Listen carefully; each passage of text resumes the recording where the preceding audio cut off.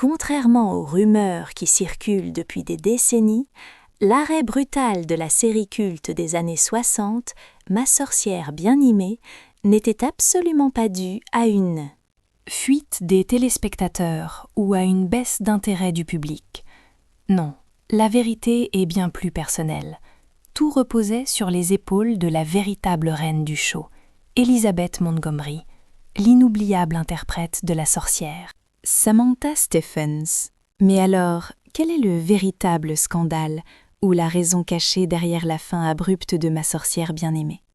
Dans ce dossier spécial, nous allons remonter le temps pour exhumer les secrets de production et comprendre pourquoi ce joyau télévisuel a été retiré de l'antenne en pleine gloire. Si vous rêvez un jour de pitcher votre propre émission à un grand studio hollywoodien, cette histoire pourrait bien vous servir de leçon.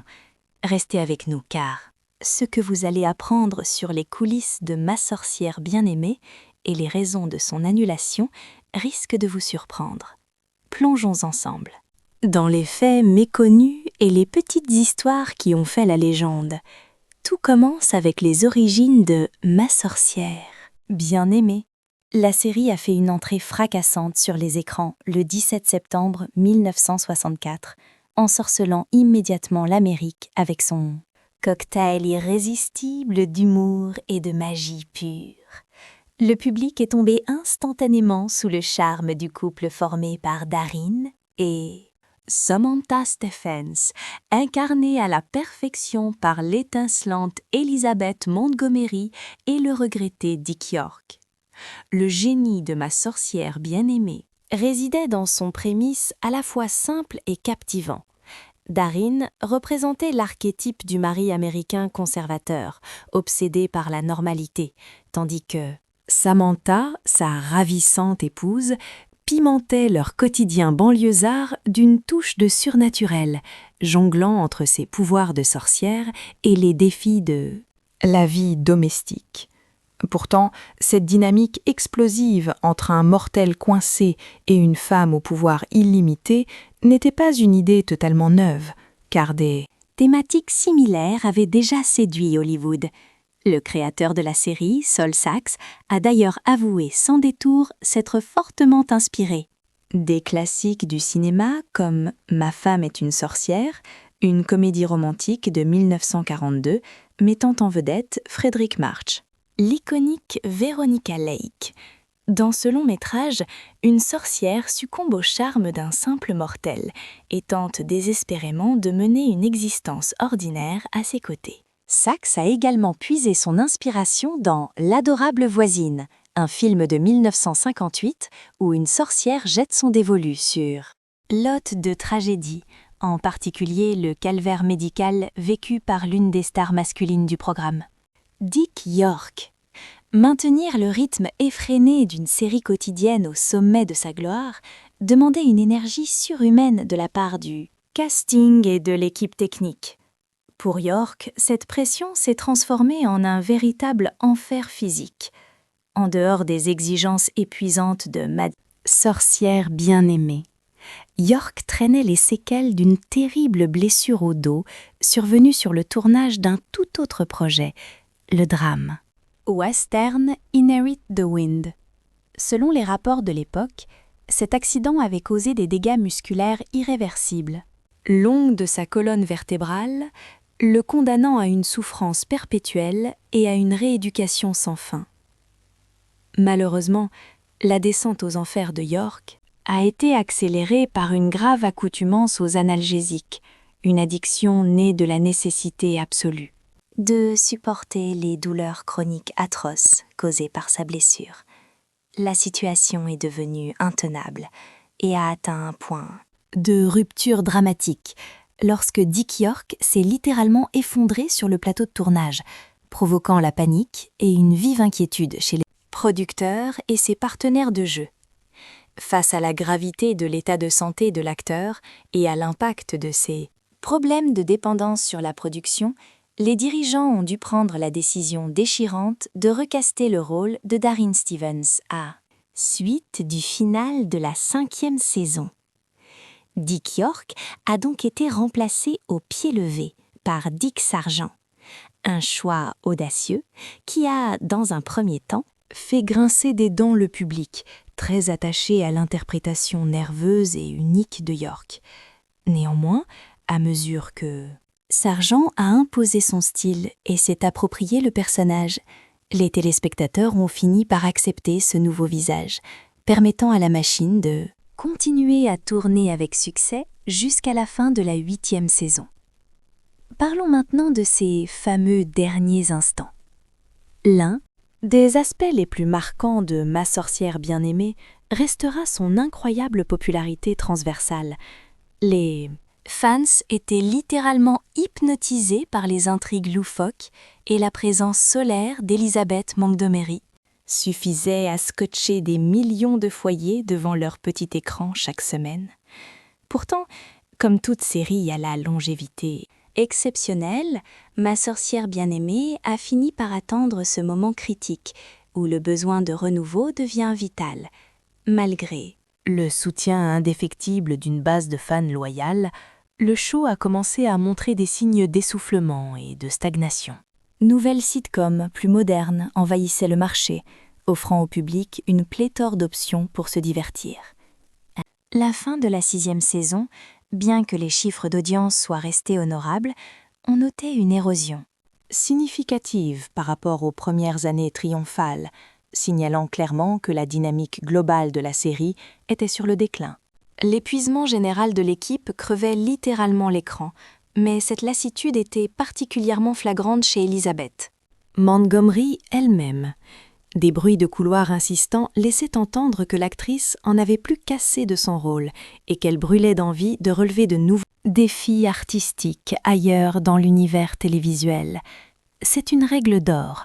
Quand la vedette principale décroche mentalement, c'est souvent le signe avant-coureur d'une catastrophe imminente. Sentant le vent tourner mais voulant sauver les meubles, le studio a tout de même accepté de prolonger l'aventure pour 2 saisons supplémentaires, avec même l'espoir flou d'une 9e année si les audiences de la 8e saison parvenaient à se maintenir. Une stratégie risquée qui reflétait une habitude tenace et assez toxique dans le paysage audiovisuel de l'époque. Les séries reçoivent souvent leur bon de reconduction bien avant que la saison en cours ne soit terminée. Cette méthode met une pression infernale sur les épaules des showrunners qui doivent bricoler des conclusions satisfaisantes tout en tentant de préserver la qualité de leur œuvre sur la durée. Les exemples ne manquent pas. Regardez des géants comme Friends ou The Big Bang Theory. Ces 2 monuments ont eu la chance de soigner leur sortie avec des finales acclamées, prouvant à quel point il est crucial de boucler les arcs narratifs avec brio. Mais, comme nous le savons tous, les adieux à la télévision ne sont malheureusement pas toujours à la hauteur de nos attentes de fans. À cette période, les producteurs n'avaient pas le luxe de connaître le destin de leur programme à l'avance. Les décisions de vie ou de mort tombaient souvent après la diffusion, laissant très peu de marge de manœuvre aux scénaristes pour clôturer leurs histoires comme prévu, aux grandes dames des téléspectateurs. Pour l'équipe créative de Ma sorcière bien-aimée, le plan était basique, finir la saison 8 avec un épisode lambda et croiser les doigts très fort pour qu'une 9e saison soit commandée. Pourtant, malgré leur volonté de marquer le coup, les auteurs ont totalement raté le coche avec cet ultime épisode intitulé The Truth. Une immense partie du public est restée sur sa faim, profondément insatisfaite, car ils ont réalisé que l'épisode n'était qu'une copie paresseuse d'une vieille intrigue. Dans cette histoire, Endora, la mère envahissante de Samantha, offre à Jean-Pierre une broche magique de vérité, recyclant sans vergogne le concept d'un épisode. Diffusé en 1965 sous le titre Speak the Truth, les créateurs espéraient naïvement que les fidèles de la série ne remarqueraient pas ce recyclage narratif flagrant. La réponse ne s'est pas fait attendre, les réactions furent vives. Les spectateurs étaient frustrés par ce manque criant d'originalité et déçus que le grand final ne soit pas au niveau des fins de saison précédentes, avec des audiences qui puaient la défaite. Il est devenu évident que les beaux jours de Ma sorcière bien-aimée étaient Révolue, le studio a tranché dans le vif en annulant la 9e saison et la série s'est éteinte dans un murmure, abandonnant ses fans sans véritable conclusion. Ce n'est pas un grand drame scénaristique qui a tué Ma sorcière. Bien aimé, mais plutôt un épisode bâclé qui a trahi la confiance du public. Pourtant, les signaux d'alarme clignotaient depuis longtemps. Si à ses débuts la série était un véritable phénomène de société, elle a fini par s'essouffler, peinant à garder son rythme. Finalement, les producteurs ont préféré jeter l'éponge et passer à autre chose, alors que beaucoup mettent la fin de Ma sorcière bien-aimée sur le compte d'une usure naturelle. Les rumeurs les plus tenaces suggèrent une réalité bien plus complexe. Au fil des années, des rapports faisant état de conflits explosifs en coulisses ont fait surface, ajoutant une bonne dose de scandale à la chute de la série. Un problème majeur semblait tourner autour de la personnalité d'Elizabeth Montgomery elle-même. En tant qu'icône glamour et actrice phare de un temps, elle attirait tous les regards, un peu comme une Scarlett Johansson ou une Margot Robbie aujourd'hui. Cependant, alors que son personnage de Samantha incarnait la fidélité absolue envers son mari mortel, il se murmurait que la vie privée de Montgomery était loin d'être aussi sage. Tout au long de son existence, Elizabeth Montgomery s'est mariée à 4 reprises. Lorsqu'elle a rejoint le casting de la série, elle vivait son 3e mariage avec William Asher, qui n'était autre que le producteur de l'émission. Malgré cette union, elle a commencé à tisser des liens très étroits avec Richard Michaels, un réalisateur embauché pour diriger les dernières saisons. Leur complicité professionnelle s'est transformée au fil des tournages et leur attirance mutuelle est devenue impossible à ignorer pour l'entourage. Une telle relation ne pouvait pas rester secrète éternellement, surtout dans la cocotte minute qui est un plateau de tournage. Lorsque l'épouse de Richard a découvert le pot rose, elle a immédiatement demandé le divorce en 1972, l'année précise où la série attirait sa révérence. 1 an plus tard, le couple formé par Elizabeth Montgomery et William Asher volait lui aussi en éclats. Il est clair que la vie sentimentale de l'actrice était un véritable tourbillon. Même si William a tenté de recoller les morceaux après avoir appris sa liaison avec Michaels, le fossé entre eux était devenu infranchissable, William ayant été trop profondément blessé. L'ombre de l'infidélité planait lourdement sur leur passé, créant une atmosphère électrique et presque irrespirable, même si Elizabeth et Richard partageaient une passion dévorante. Fous amoureux l'un de l'autre, ils ont pourtant choisi de ne jamais officialiser leur union devant le maire après les échecs cuisants de leurs divorces respectifs. Ce n'est qu'en 1993 qu'elle a sauté le pas avec Robert Foxworth, restant fidèlement à ses côtés jusqu'à sa mort tragique en 1995. Mais ce qui fascine le plus le public, c'est la liste secrète de ses conquêtes. En tant qu'icône absolue et l'une des femmes les plus convoitées de son époque, Elizabeth a fait tourner bien des têtes, d'Elvis Presley à Dean Smith. Plus déchirant encore, Dick York lui-même, qui jouait son mari Jean-Pierre à l'écran, a confessé avoir eu le cœur brisé, nourrissant des sentiments profonds pour elle en secret. Il est indéniable que le magnétisme d'Elizabeth était fatal, mais quand on connaît son aversion pour le mensonge, on imagine aisément l'ambiance pesante. Et les tensions qui devaient régner sur le plateau de Ma sorcière bien-aimée entre désir inavoué et jalousie latente. Mais les tourments de cœur n'étaient pas tout. La star a dû affronter des tempêtes bien plus violentes que de simples rumeurs, notamment les retombées de sa liaison scandaleuse avec le réalisateur Richard Michaels. Cette aventure a fait voler en éclats son mariage avec William Asher, le producteur de la série, créant un chaos total en coulisses. De plus, il semblait qu'elle avait perdu toute sa joie de vivre. Dans son métier d'actrice, elle se sentait prisonnière de ce rôle de sorcière au foyer.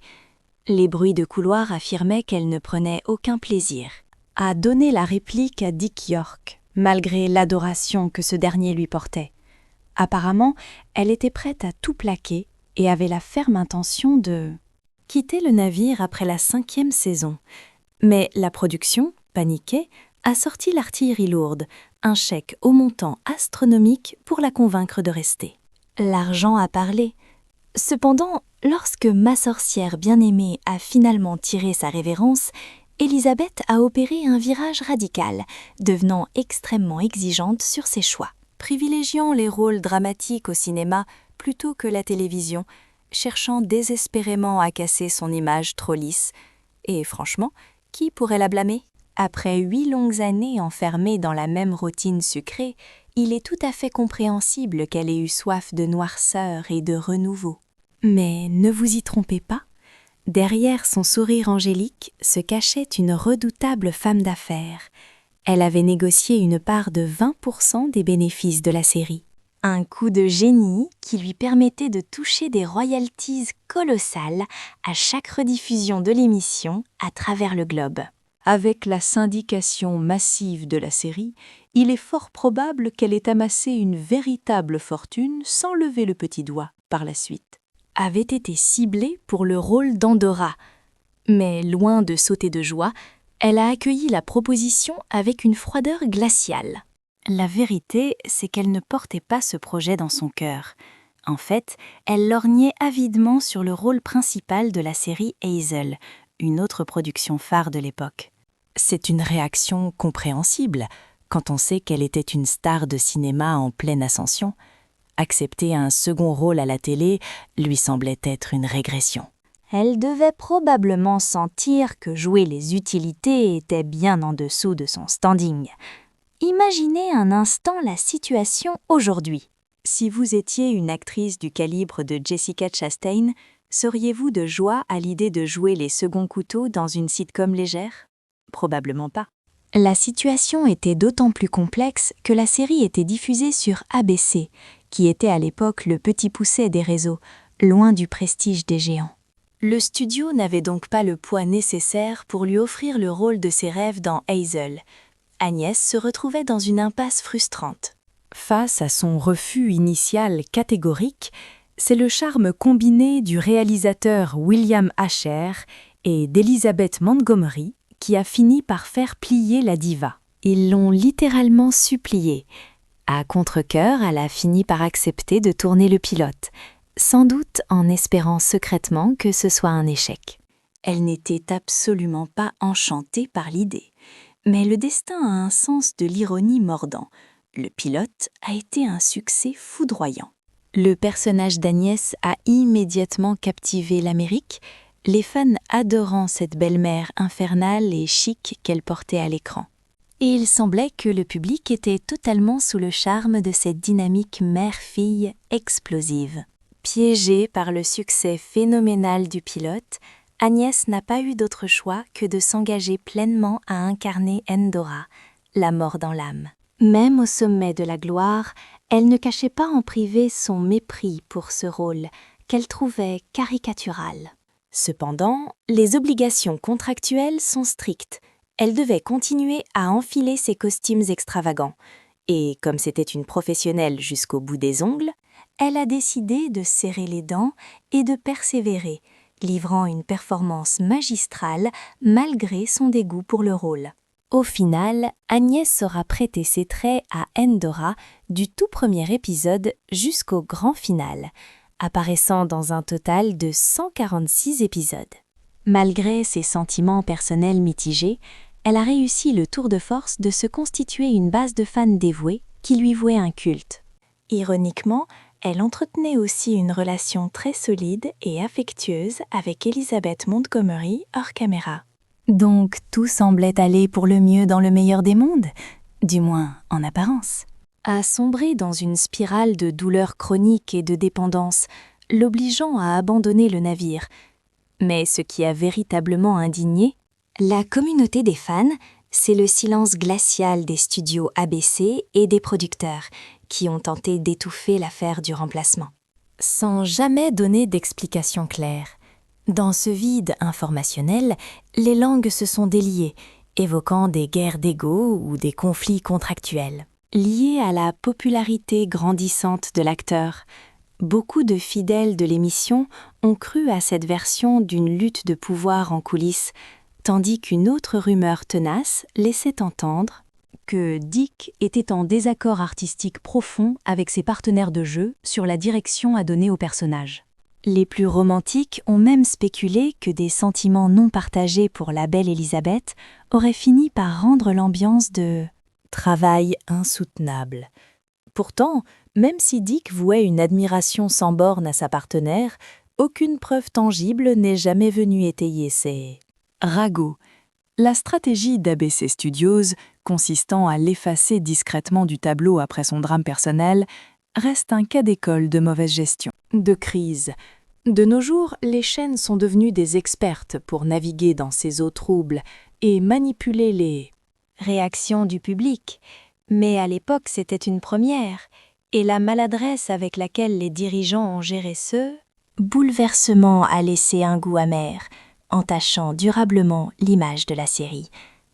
Parlons maintenant des économies de bout de chandelle.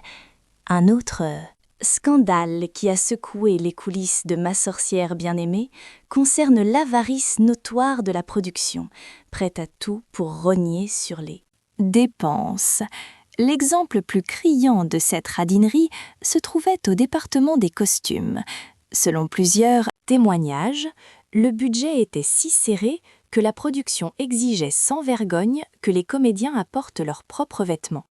Pour les tournages, il n'était pas rare de voir Samantha ou la flamboyante Endora porter des pièces de haute couture tirées directement de leur garde-robe personnelle.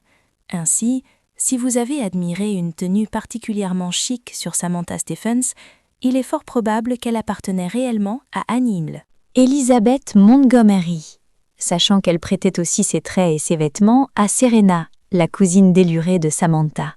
Lors de ses multiples apparitions, on mesure l'ampleur de l'investissement personnel qu'elle a offert à la série. Tous ces éléments ont sans doute précipité la fin de l'aventure après la 8e saison.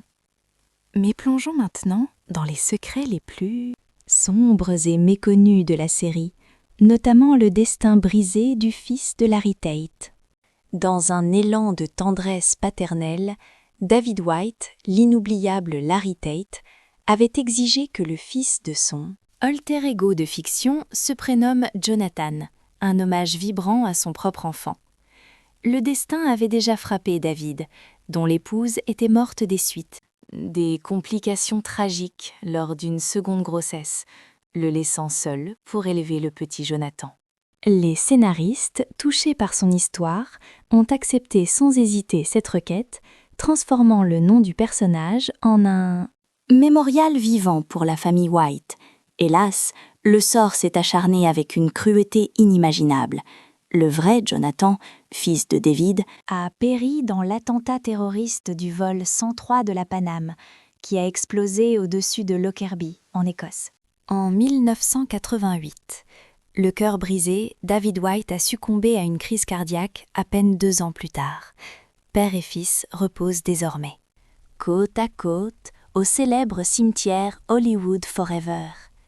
Cette succession de drames a nourri la légende noire d'une malédiction qui pèserait sur le casting, alimentée par le fait que tant d'acteurs clés de la série nous ont quittés bien trop tôt. Mais parlons de ceux qui ont survécu, comme la petite Tabitha. Erin Murphy, qui prêtait ses traits à la fille, magique du couple, a su rebondir après l'arrêt de la série. Loin de s'enfermer dans ce rôle, elle a brillé dans d'autres productions à succès tels que Lassie, tout en devenant un visage incontournable de la publicité américaine. Au-delà de sa carrière de comédienne, elle a exploré le mannequinat, posant pour des marques de maillots de bain, et a même passé des castings face à de futures légendes du cinéma comme Helen Hunt ou Jodie Foster.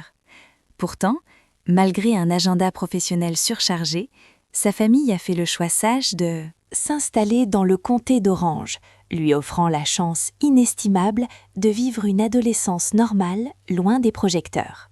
C'est ainsi que, dans un moment de gloire typiquement américain, Erin a été élue reine du bal de promo de son lycée, avant de tracer sa propre route.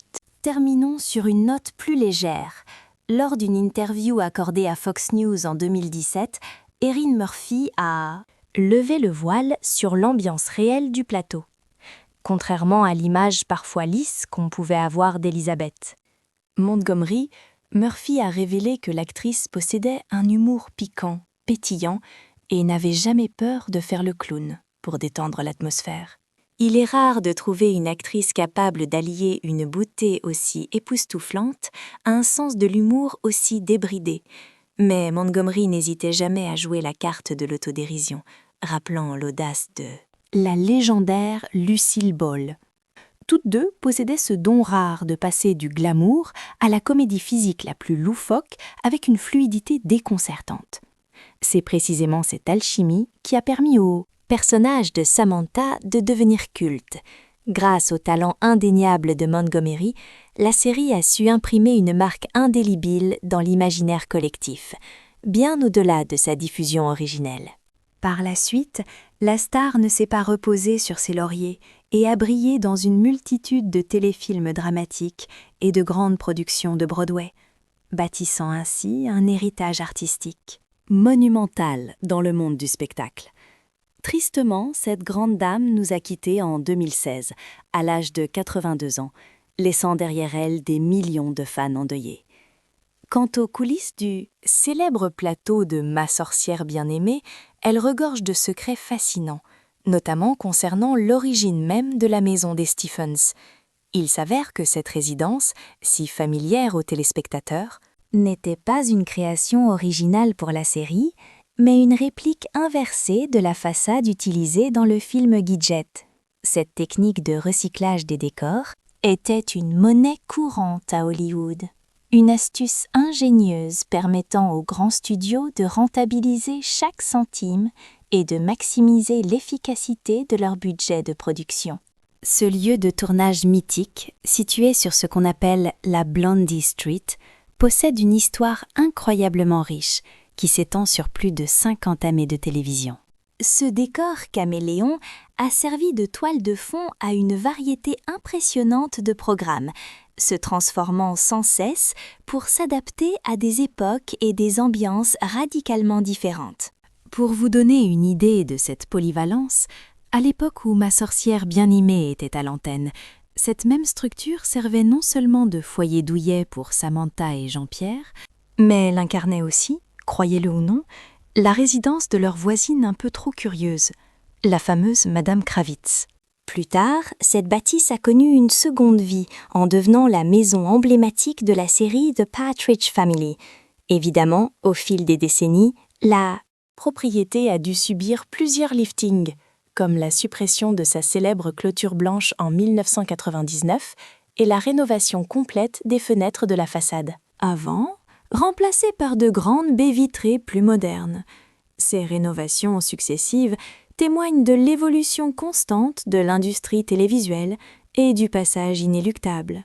Maladroit est impossible à oublier.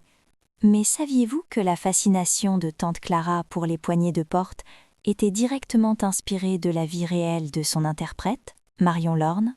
Les scénaristes ont décidé d'intégrer la véritable passion de l'actrice dans le script, transformant son hobby personnel en une excentricité charmante pour son personnage de sorcière déclinante. En réalité, Marion Lorne était une collectionneuse avertie qui possédait un trésor incroyable de plus de 1000 poignées de portes anciennes et rares. Si l'idée de collectionner de vieux accessoires de porte peut sembler saugrenue au premier abord, il suffit de jeter un œil à n'importe quelle émission d'enchères ou de brocante à la télévision actuelle pour comprendre que ces objets peuvent valoir une petite fortune et sont extrêmement convoités par les experts. Revenons à la star du show, Elizabeth Montgomery, qui ne se contentait pas d'un seul rôle. Elle a relevé un défi de taille dans Ma sorcière bien-aimée en incarnant plusieurs personnages. En effet, Elizabeth Montgomery prêtait aussi ses traits à Serena, la cousine brune, rock'n'roll et totalement délurée de Samantha. Pour brouiller les pistes, elle se créditait parfois sous le pseudonyme mystérieux de Pandora Spox, un jeu de mots subtil. Son interprétation de la vivace Serena était si transformatrice qu'elle tranchait radicalement avec la douceur habituelle de Samantha. Dans l'épisode mémorable intitulé « And Then There Were Three », Montgomery a étalé toute l'étendue de sa palette d'actrices en jouant les deux rôles face à face, une prouesse technique pour l'époque. Parlons aussi du casting masculin, car Jean-Pierre a failli avoir un tout autre visage dès le départ. Lors des premières auditions, c'était Richard Sargent qui était le favori pour incarner le mari mortel. Jean-Pierre Stevens. Cependant, au moment du développement du pilote, alors que le rôle de Samantha n'était pas encore définitivement attribué, Sargent a dû décliner l'offre pour accepter un autre contrat. Cela reste un grand mystère de la télévision. Comment la série aurait-elle évolué si Richard Sargent avait été le premier choix? La dynamique du couple mythique aurait-elle eu la même saveur avec un acteur différent dès le premier jour? Plongeons maintenant dans les secrets de fabrication de la magie de Samantha. Dans les années 1960, bien avant que les effets spéciaux numériques et la CGI ne révolutionnent tout, créer les sortilèges de Ma sorcière bien-aimée relevait du bricolage artisanal et de la patience. La méthode était rudimentaire. Elizabeth Montgomery devait se figer sur place, les bras en l'air, pendant que le réalisateur hurlait « coupez » et que des techniciens se précipitaient frénétiquement sur le plateau pour faire disparaître des objets ou ajouter le désordre causé par un sort. Ce n'était certainement pas de la haute technologie selon nos standards actuels, mais c'était une technique rapide, efficace et peu coûteuse qui a grandement contribué au charme unique et un peu kitsch de la série.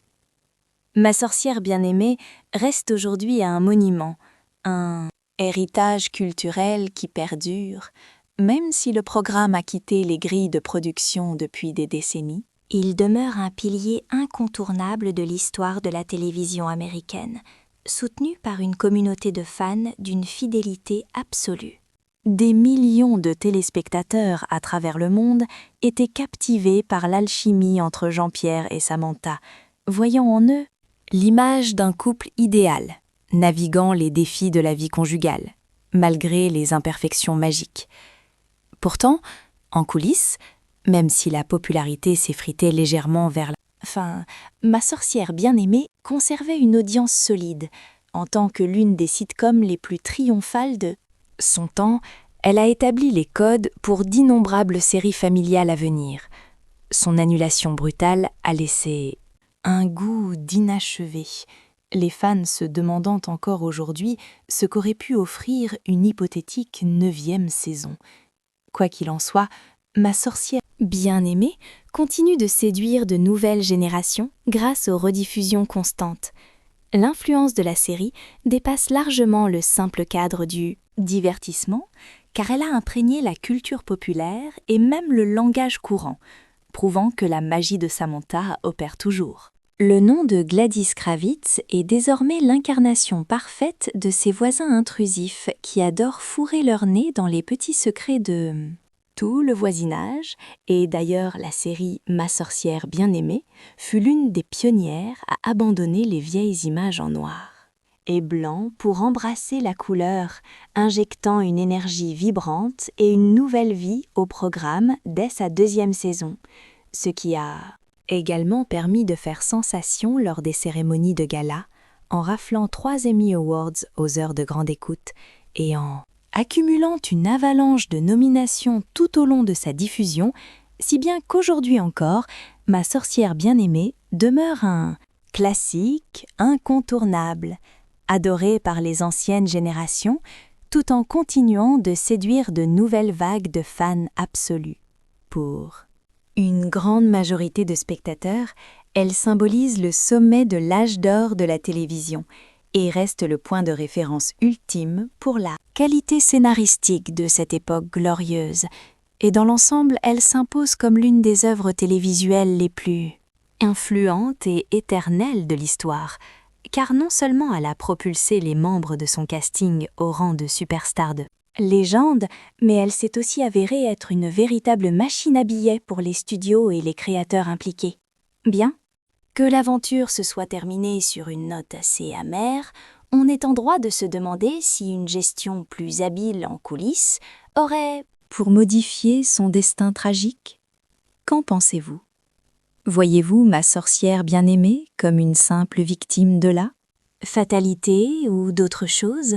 Et comment auriez-vous géré ces instants critiques? Partagez vos avis tranchés dans la section commentaires, juste en bas, car je suis impatient de lire vos théories lors de notre prochaine discussion. Merci beaucoup de nous avoir rejoints. Et je vous retrouverai très vite dans la prochaine vidéo pour encore plus de scoops. Allez, au revoir!